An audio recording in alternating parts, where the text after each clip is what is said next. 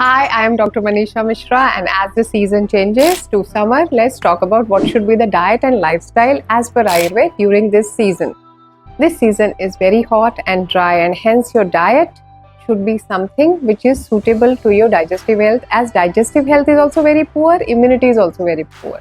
So food should be sweet, cooling, laghu mane light, snigdha or lubricating, and easy on the digestion. So what should we eat? Everything which is soupy, which is like a sharbat, which is like a panak. Panak is juices made out of various fruits which are available in the season. These are the general foods that you should have. What should you avoid? Absolutely deep fried food, too much of chilled beverages.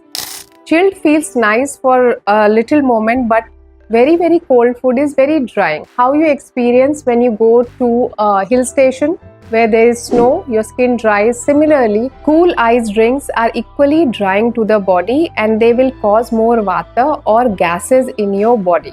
And the body has to adjust and bring the temperature up, so it becomes more heaty. You might feel more thirsty after having something absolutely from the freezer. Beverages which have fizz, soft drinks, they have very mild levels of phosphoric acid, and if you drink excess of it, too much phosphoric acid will leach away calcium from your bones, and that will make you prone to osteoporosis, joint pains, arthritis, and I don't think it's a very good idea to have a lot of soft drinks. Instead, what can we have? Sharbats made out of bale, sugarcane juice, khajur mant, a simple sharbat made out of dry khajur and kishmish.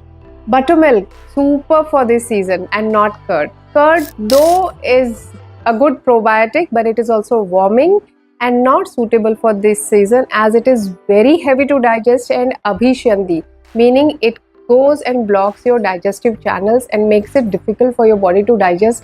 It's a great winter food, but not for summers. Leafy vegetables are out of your menu because they have a lot of fiber. Fibers are difficult to digest. And Indian food which has dal, chawal, roti, sabzi, chutney and buttermilk has enough fiber that you don't need that extra dose of fibers in this season. Simple, whatever is available in the season, all the fruit vegetables, lauki, tori, kaddu is something that you must have. Avoid garlic and adrak if you are prone to acidity or have ulcers or IBS, as they are very heaty and do not suit this season. Ghee is good. Oils are good. Cold pressed sesame oil is great. Avoid mustard oil, it's too pungent for the season. So you can stick to olive oil, mungfali ka tel and ghee along with sesame oil. Sesame oil a bit in cooking is absolutely fine. Pudina chutney is great to have. Pudina water is great to have during this season. So this is general thing that you can have. Avoid alcohol, very heaty, not suitable for this season. Fermented food which is cooked, also not suitable for this season. You may have uncooked fermented food like buttermilk or kanji, suits this season. One must-have food for this season which should be taken before sundown is sattu, either made of roasted chana or barley or even rice. Sattu is absolutely nourishing. Tarpan and Trishna Nigrahan pacifies your thirst. You should have it as breakfast, but mix it with water and some ghee. Sattu needs some sort of ghee or oil so that it is easy on the gut, and रात को अगर आप लेंगे तो आपको बहुत gas होगी. Kindly avoid it. Infused water to have during this time. Either you have infused with pudina, that is really good. Second is musta infused water. Musta is nutgrass. You can just put it in water overnight and drink it in the morning, or you can put it in boiling hot water and have it sip by sip through the day. Vetiver infused water. Bring vetiver grass, put it in your matka, use it for 2-3 days, and that is super cooling and prevents heat strokes. Uske alawa, if you have khane ka kapoor, you can add a pinch of kapoor to your matka and have this water throughout the day to pacify thirst and to fight any kind of heat stroke. Lifestyle. One thing which is highly recommended in this season, since the nights are small and the days are long, is Divaswa. You can sleep during the day. Even in office, if you find time, just put your head down for 15 to 20 minutes as a power nap needed for this season to restore energy. The kind of clothes you should wear is very thin, cotton, linen, which is airy, and always cover your head when you walk out in the sun. Your clothes should be fragrant. Use some perfume or use fragrant water.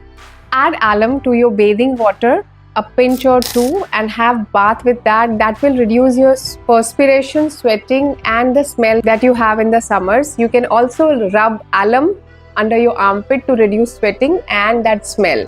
And take bath with fragrant water. Add mussa to your water or a little kapoor to your water when you're having a bath.